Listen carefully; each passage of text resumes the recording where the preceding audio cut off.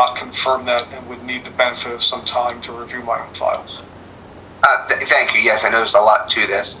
If Bridlewood was closed to through traffic and the toll south entrance was only left or right onto 926, so all southern traffic would be heading west on 926, what would that do to that intersection if they made a left on South New Street and you may not know the answer, for potential count on the South New Street becoming the new parallel route to 202?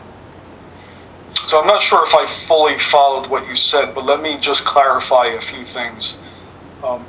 For the applicant's side of the intersection, their connector or collector road approach, the southbound approach, they can make a left or a right. They cannot go through, potentially. So anyone who would have possibly gone through onto Bridlewood Boulevard, and those people doing that could have either been residents of the community or this potential ad hoc Route 202 bypass. Depending on who they are, they may either not assign themselves at all to that approach. For example, rather than cut through both communities, perhaps the 202 motorist would just stay on 202.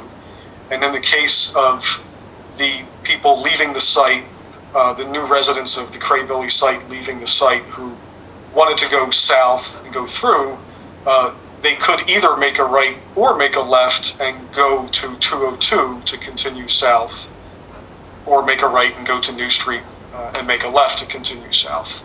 So I did not perform any studies to determine what the likelihood of either of those movements might be. So I really couldn't speculate as to the impact on that intersection. Okay, thank you. Are you aware that 926 and South New Street, even though it's not designated, it is used as a pedestrian crossing and a bike route currently? Yes. Would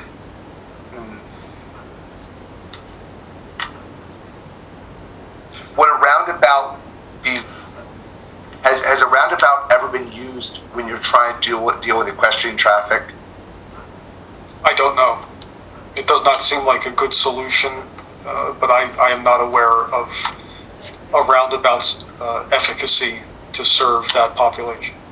I know it would make me nervous. So it would make me nervous, and probably the horse nervous as well. Okay, thank you very much. No further questions. Thank you, Mr. Spackman.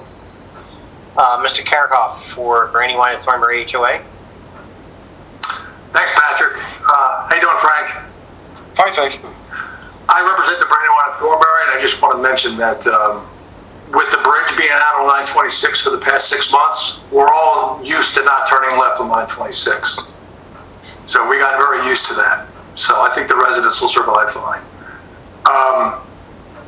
Is the only option at the intersection of the Collector Road and Route 926, is the only option, if you do a right in, right out, that would mean that traffic cannot cross over 926 onto the Collector Road through Crebilly, and then traffic wouldn't be able to come the other way? Is that correct? I mean, is that like a reciprocal relationship? Is it possible that traffic could cross from Bridlewood over 926 into Crebilly, but Crebilly traffic can't come across into the Brandywine and Thornbury? So I'm just not very good at visualizing this, unfortunately, but I do believe that there may be a way to design the intersection to, again, either permit lefts in, lefts out, maybe even allow one and not the other through movement. It really just comes down to alignment of the respective halves of each roadway and paint striping and channelization islands. So as I said at the outset, this is really not in my wheelhouse, but I believe the applicant's engineer could certainly put together a series of potential options that could be considered. But it seems like it is possible that the only option is a right in, right out to really be effective. So there are multiple options and multiple configurations that can be considered for that intersection then? I think it's possible that there are, yes. Okay. Thank you. You're welcome. Thank you, sir. Is Mr. McFalls on for the Westminster Presbyterian Church? I am. No questions. Thank you. Mr. Bonkowski for the Quarry Swimming Association. This is Richard Hurst with the Quarry Swimming Association. No questions at this time. Sir, could you spell your last name for me? Hurst. Great, thank you. Preeti Pinto for Radley Run 3 HOA.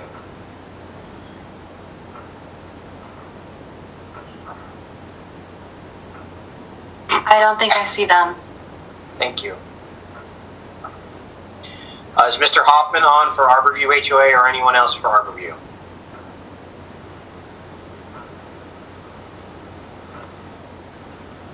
I didn't see Mr. Hoffman. Thank you. Anyone for the Westtown Village LP, Gadaletto Seafood Market? It was usually Andrew Gadaletto.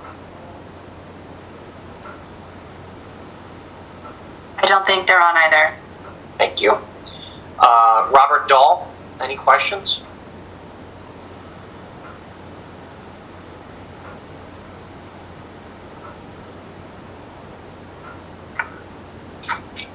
I know they're here. If you can unmute yourself.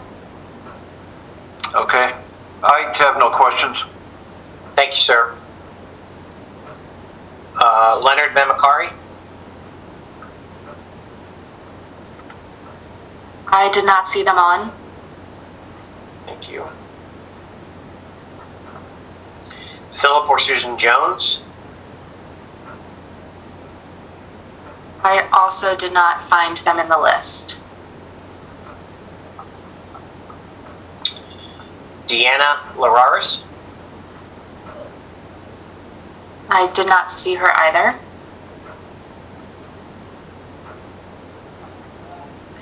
Edwin or Lakita Boyer? I know they are here.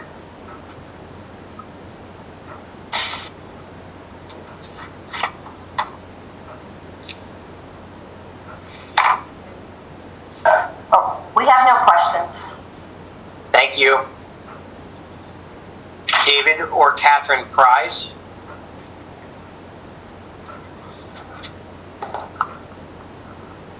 I did not see them. Jennifer Kramer? No questions at this time. Thank you, ma'am. Denny or Patty McFadden? I do not believe they are present. Yeah.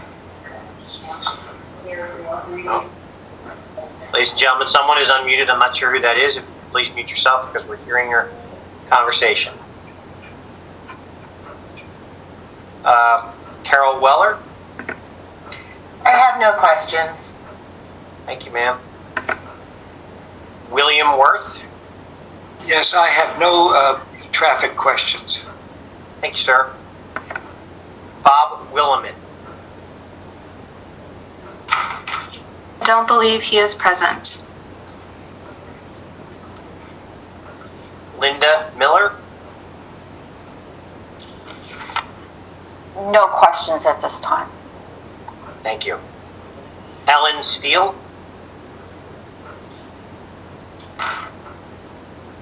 I see her, ma'am. If you can unmute.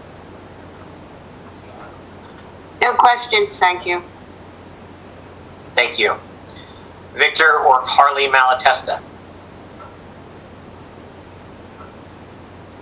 I don't believe they're present. David or Iris Berger? Also not present. Karen Grimes? Not present. Steve Ernie? Not present. Eve Herrick? Not present.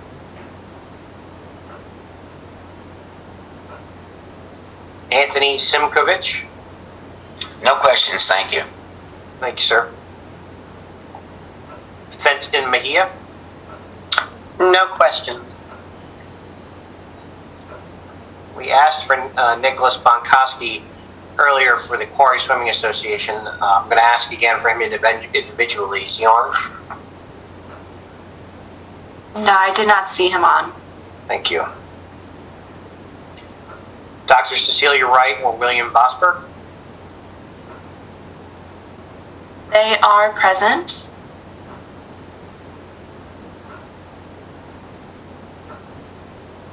We had one question. With the traffic coming from, how was this considered? Because I didn't hear it mentioned. From the traffic coming down Orvis Boulevard onto the connector road, exiting at the light on 926, intending to go left and picking up 202. At 4 o'clock in the afternoon, the traffic goes from the CVS down to at least the entrance to the current Crebilly farm sign, and many times past that. What would be the intention for the cars coming from the connector road onto 926 with a traffic light there and a traffic light for the other side of the street? They had no availability of going through the development. Their option would be to turn left to 926 south, east on 926 to pick up 202. Was that considered? So that was a long question, but I believe I understood it. What I can say to you is PennDOT is making improvements to the intersection of 202 and 926. They're funded, they're programmed, they should be happening relatively soon. And one of the hallmarks of the improvement is going to be adding another lane on the eastbound approach of 926 at 202. And that should have a pretty significant reduction in delay and queue lengths on that intersection. In fact, PennDOT even mentioned to the applicant that since that's effectively going to be an existing condition from the perspective of the applicant, meaning the site won't really be fully developed and occupied before that improvement comes online, PennDOT has gone so far as to say, you can, you being the applicant, take credit for this movement and factor that into the analysis, but the applicant was conservative and did not do that. So I don't know exactly what the condition will be like eastbound at 202 and 926 if the through traffic that we've been discussing tonight at the Collector Road in Bridlewood is in fact prohibited. But what I do know is that the traffic studies to date do not take the credit for that improvement, the PennDOT improvement, and it should help considerably in reducing the queues and the delays that you mentioned. Thank you. That's my only question. Thank you, ma'am. Richard Hurst or Suzanne Kruger? No questions at this time, thanks. Thomas Martin or Renee Rockwood? Yeah, I had a couple of questions for Giovanni. If I'm understanding what you're saying, the solution that makes the most sense for the Bridlewood Boulevard is a right in, right out to prevent the cross traffic. And I understand that there might be multiple solutions you could come up with. That is probably the one that seems to make the most sense. Do I have that as basically right? I think that's basically right. Okay. And you said that for traffic that wanted to head down 926 towards Kennett, so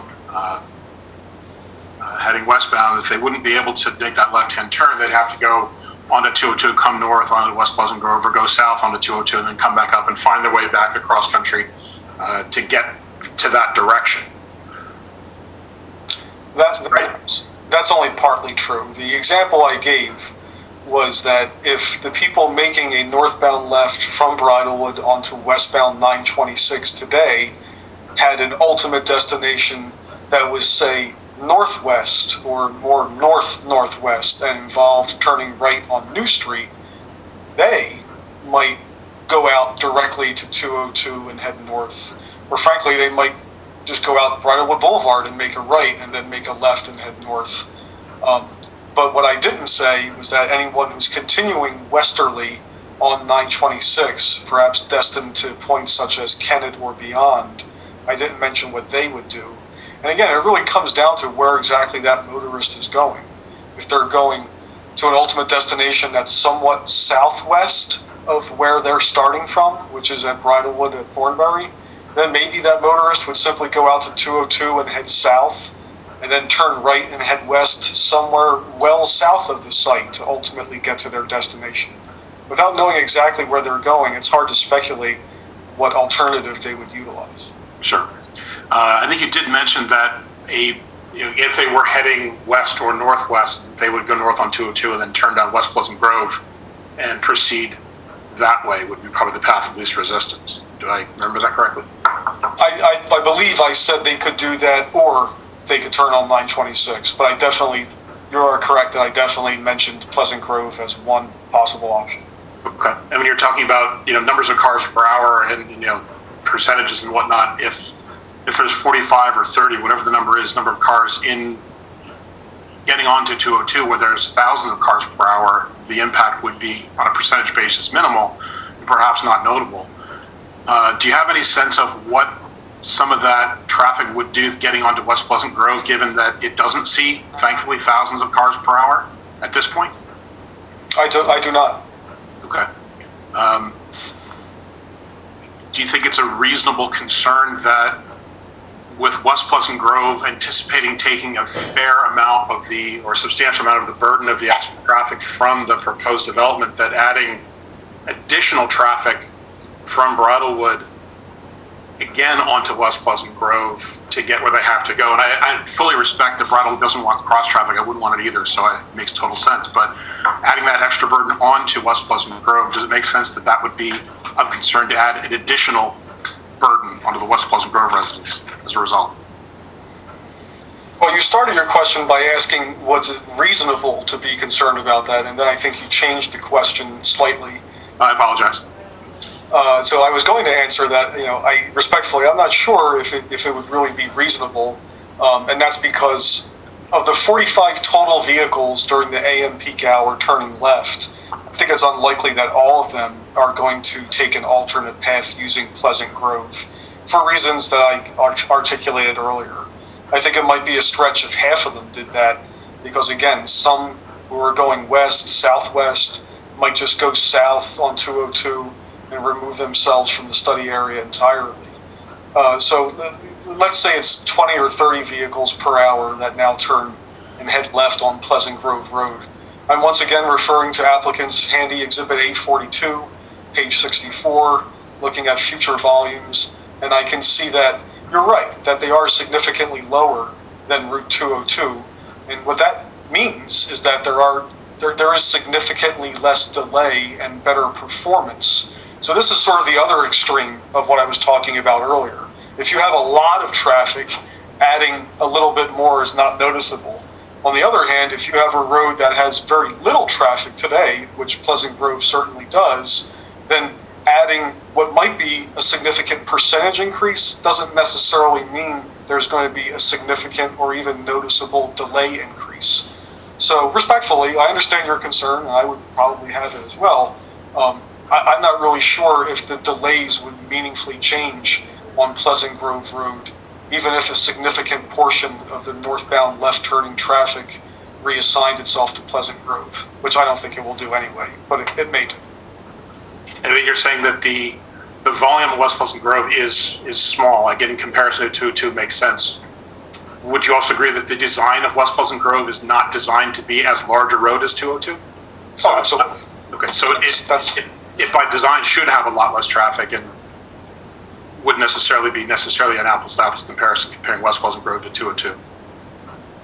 Well, and I wasn't comparing the roadways. What I was saying is you have two different extremes here. If you have a very low-volume roadway, regardless of its design, say 100 vehicles per hour, and you add another 100 vehicles per hour, you could cherry-pick the data and say, boy, this is a 100% increase. But if you ran the levels of service through the modelings that traffic engineers universally use, you're not going to find any meaningful increase in delay.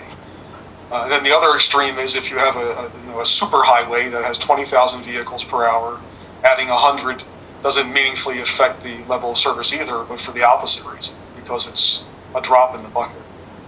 Okay. I guess the other concern, does the model only concern delay, or does it also look at safety? Well, there's certainly the concern about compatibility, which is exactly one of the elements of T1, namely that Bridlewood at Thornbury was specifically designed with a road going down the middle, a road having about half of the residents on one side and half on the other. So people are going to be using that to cross back and forth, children, adults. So it's, it's certainly a consideration is setting. So I agree with you, yes. Okay. And then just one more quick thing. You'd mentioned that a potential variable in here was looking at superhighways with tens of thousands of cars per hour. You haven't heard any indication that the applicant wants to propose a superhighway going through, have you? No. Okay, thank you. That's it. Thank you, sir. James or Susan Mutter? Not present. Ann or John Hellion? Not present.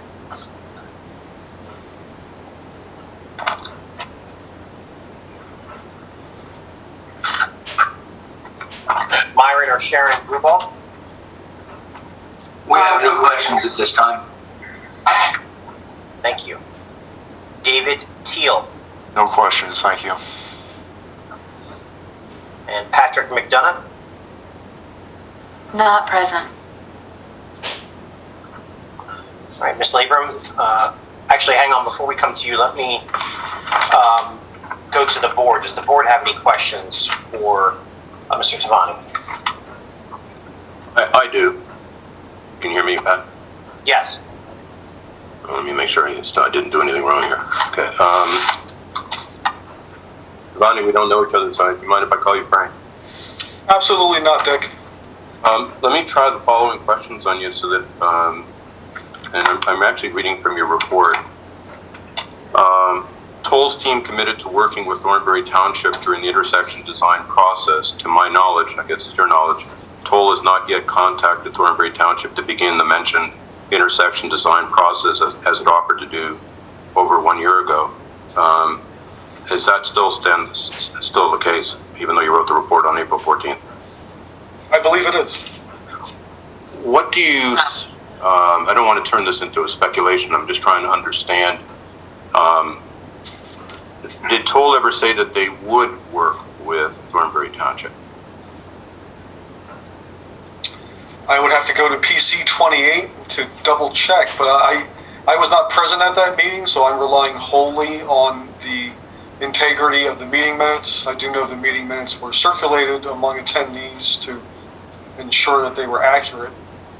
And if you would indulge me, I could probably find that particular section relatively clear. Or maybe not, but the way What exhibit would you like? I can pull it up for you. I'm on the township website right now. It's PC 28. I'm just trying to see if I can find exactly where the section is. And it's not jumping out at me at the moment. Page 4 of 6, Frank. Thank you, Okay. Councilman. He's exactly right. Page 4 of 6 of PC 28, fifth bullet point from the top. Andrew indicated it is Toll's intention to oh no, I'm sorry, that's not it. You might need more help, Mr. Edelman. They're page 4 of 6 of your letter, Frank. Oh no, I know that. I'm just looking specifically in the exhibit that I'm referencing. It's on page 2, it says.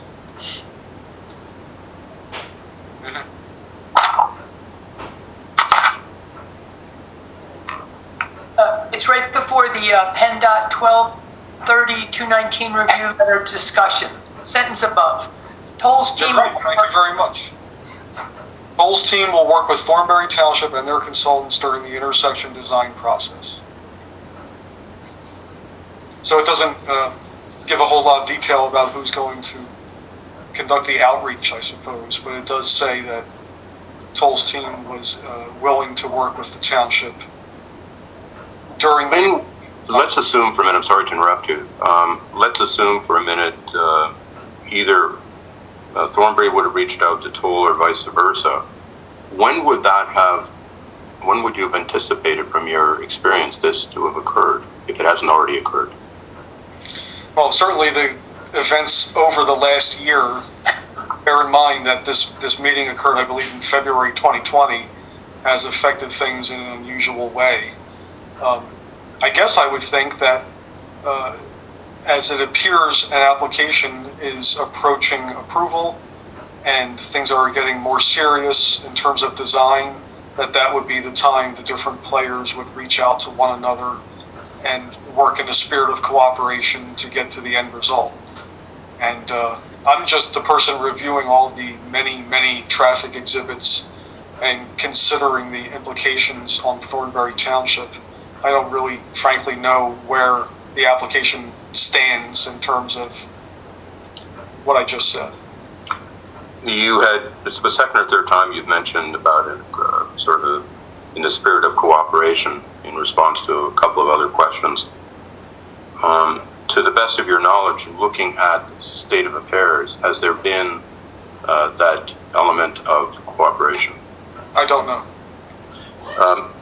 I'm going to take 2 steps back, and this is really more for all those who are listening who don't have the experience or expertise that someone like you do and some of our legal counsel do. You said here, in short, Bridlewood Boulevard was never designed as an ad hoc Route 202 bypass, and it should not be expected to function that way today. Could you, in lay language, explain what you mean by ad hoc under these circumstances? An alternative that comes about as a result of need rather than intended design. Thank you. You go and there's an interesting paragraph and I think it's on page 5 of your letter to Judy Lisa. And I'm going to try to not repeat the whole paragraph because it's quite lengthy, but it's very helpful. You wrote here, it is even possible to walk from the west side to the east side. You're speaking here of Bridlewood Boulevard, through the site, onto the CVS, and ultimately to 2 nearby shopping centers, utilizing existing pedestrian crossings on Route 202 and 926. And then you add the following. All of this means that pedestrian crossing activities at various spots along Bridlewood takes place frequently, all of which is in stark contrast with Toll's plans given the placement and design of its connector road. Can you sort of parse that sentence for me from a meaning point of view? First of all of this means that pedestrian crossing activity at various spots along Bridlewood Boulevard takes place frequently. Can you quantify frequently? I cannot. What did you mean then by frequently? Well, I think you touched on a very important element of T1, so I appreciate that. And as you can see on page 5 of T1, there are 2 images, and the top image is what I believe to be the latest plan for the applicant. And then the second image in the center of the page is essentially just a screen grab of an aerial. There you are, you can see it on the screen right now.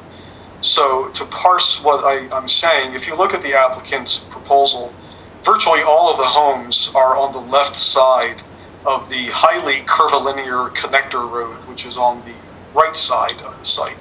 This means that there's not going to be much reason for people to cross the connector road to go visit another neighbor in the community.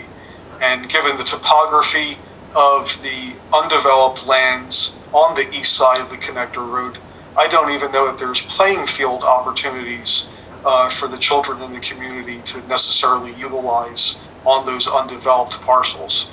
So I'm speculating, but it appears that this design, it was intentional in trying to limit the potential conflict of through traffic with the lifestyle and pedestrian activity of the future residents. Now, if you contrast that with the way Bridlewood at Thornbury has been designed at the bottom, you can see there's almost an equal number of homes on either side. There's open space on both sides. There's 2 shopping centers not shown in this image in the upper right corner.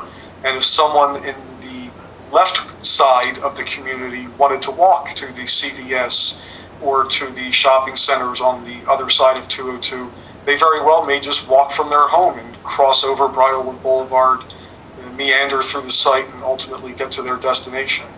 So it's my opinion that, although I can't tell you exactly how frequently those pedestrian movements occur because I did not perform those counts, it appears plain, given the design of the site, that those pedestrian crossings probably occur with considerable frequency and are not really compatible with hosting the sort of regional through traffic that is projected in A42, which, by way of reminder, was about 16% of the southbound Route 202 traffic. It's approximately 250 vehicles per hour. It's more than the existing traffic on Bridlewood Boulevard today is projected to literally cut through the community. Is the conclusion one is supposed to reach, based on what you just described, that if the ultimate design is such that it is not consistent with what you described as the way Thornbury would have preferred it and Bridlewood has been designed, for those who would be usually walking, let's say, for just use the example to CVS, does it become an issue of safety or lack of safety?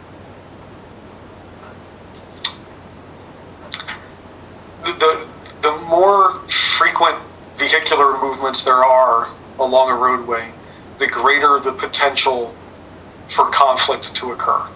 You know, I try to avoid using the word safety because it is something very hard to quantify. I don't know of any PennDOT standard that says something is safe or unsafe, but I do know that this is exactly the sort of thing that planning suggests is not the best idea, is introducing through traffic down the middle of a community like this. And, you know, if anyone doubts my conclusion, the history of the application itself almost paints that same picture. If you look at how the earlier site plans were laid out before the connector road was considered, and now how it is, the applicant took deliberate steps to prohibit, or minimize rather, the pedestrian crossings that I described. Let's assume for a minute, and I'm not asking you to speculate, I'm just trying to get a picture in words. Let's assume that PennDOT has its way, and there will be, Bridlewood could be used as, potentially as a cut-through. What's next? What's the implication of that? I'm always interested in what the implications are of almost anything. That's a good way to be. And unfortunately, you know, I think you're really asking a very speculative legal question that I certainly have not been involved with. You're talking about the sovereign authority of two different governances here. You know, PennDOT has authority over its rights of way, and the township has, West Town, Thornbury, any township has authority over its rights of way. Let me see if I can take your answer, and maybe my question was less than helpful. Hopefully this is better. Can you think of a reason as to why PennDOT would want there to be, or would approve a Bridlewood to be a cut-through? I think it's possible that PennDOT is trying to avoid making expensive or difficult improvements along Route 202, and instead is trying to eke out available capacities along parallel routes that may not have been designed with that in mind in the first place. But I am only speculating. My last question would be the following, and that is that is there and again I'm asking you to use your expertise here, is there a happy medium somewhere in between all this? You know, almost we seem to have like several players in a football game that usually only has two. But you've got PennDOT over here, you got Thornbury over here, you got the applicant over here, you got West Town over here. How do you screen actually? That's very helpful. I'm sorry, I didn't mean to interrupt, but whoever was controlling that screen, I think it will be helpful to answer the supervisor's question. Is there a happy medium? Is there some other way that this could be done that maybe not everybody will be satisfied. Maybe nobody will be totally satisfied, but at least there will be something that works and more viable. So I am speculating, freewheeling here a little bit, but an earlier version of the application included a connector road that was significantly further east, significantly closer to Route 202, and wasn't lined up opposite Bridlewood at all. And again, I am speculating, but based on what I read from the meeting minutes and what I know about certain agencies, I believe there was a thought that moving the driveway further west would help with the queue that forms in the eastbound direction on 926 at 202, as was testified to earlier, and might also, ironically, have benefited Bridlewood Boulevard by allowing that driveway, which is currently unsignalized, to benefit from the signal that would be going in at the location shown on the screen.